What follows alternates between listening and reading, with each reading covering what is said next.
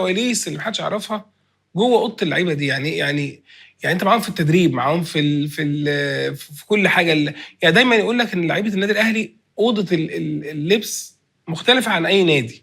لا طبعا بتبقى مختلف على اي نادي تاني. كل لعيب باحترام بخلص التمرين وكلهم مع بعض، ايديهم على ايد بعض، يعني بيحبوا بعض، يفضلوا يتكلموا مع بعض لا ويعملوا. انا قصدي كاوضه اللبس اللي هي مثلا تيشيرتاتهم موجوده بجزامهم مش لا عارف عامله يعني. انا بالبدايه من اول طبعا بقوم الصبح طبعا.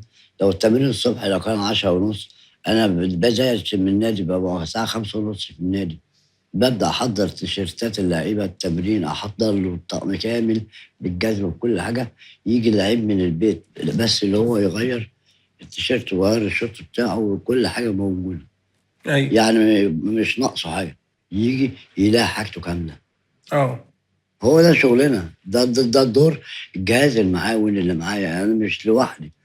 أنا معايا الجهاز المعاون، معايا مِك ومعايا هادي ومعايا أمين ومعايا إسلام ومعايا طرشة ومعايا سالم ومعايا عبد المجيد ومعايا محمود لبيب ومعايا سعيد بدر ومعايا أسامة نعيم ومعايا أحمد السيد ومعايا راضي ومعايا محمد غريب. يا انتوا فريق كبير يعني. فريق العمل كبير. يعني التيم بتاعك فريق كبير. تيم كبير طبعا، امم. كلنا تبع ليه كل ده ليه؟ علشان بنريح اللعيبة. اللعيب طبعا. ما يجيش يفكر إلا في التمرين أو في المباراة. اوكي. ده شغلنا. وإدارة النادي، يعني ما هو رئيس النادي ما بيتعب عشان خاطر اللعيبة والجهاز الفني والجهاز الإداري والطبي. كل ده ليه؟ بنساعد اللعيبة عشان اللعيب ما بيفكرش إلا في الجيم اللي هو يلعبه. طبعا. طب دلوقتي يا عم حارس سؤال، انت مثلا اول واحد بعد ما تعال نقول مثلا النهارده الاهلي لعب ومغلوبين داخلين على اوضه اللبس، انت اول واحد بتشوفهم، اول واحد بتقابلهم، انت معاهم طبعا موجود بره، وبعدين رد فعلك ده بيحصل يعني؟ الرد بتعرف تحافظ على رد فعلك؟ بعرف أحافظ على رد ده فعلي. انت متضايق من اللعيبه، ب... انت ب... دلوقتي ب... متضايق ان هم أنا مغلوبين. ببقى قدام اللعيبة اللي هم مغلوبين، بس ما اقدرش في الوقت ده اصلح اي حاجه على لعيب ولا اكلمه ولا اي حاجه. ليه؟ لان اللعيب بيبقى جاي غصب عنه برضه. اللعيب بشر، بيبقى طالع غصب عنه اللي هو مغلوب وهو متنرفز. اي كلمه ولا اي حاجه يعني حتى مش لو ناقصه. لعيب بتضغطه اكتر وممكن يتنرفز اكتر.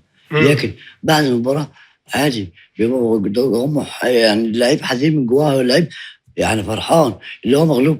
لا طبعا. مستحيل. هو عايز يكسب بس غصب عنه اللي هو اتغلب مباراه. ايه مباراه اتغلبها؟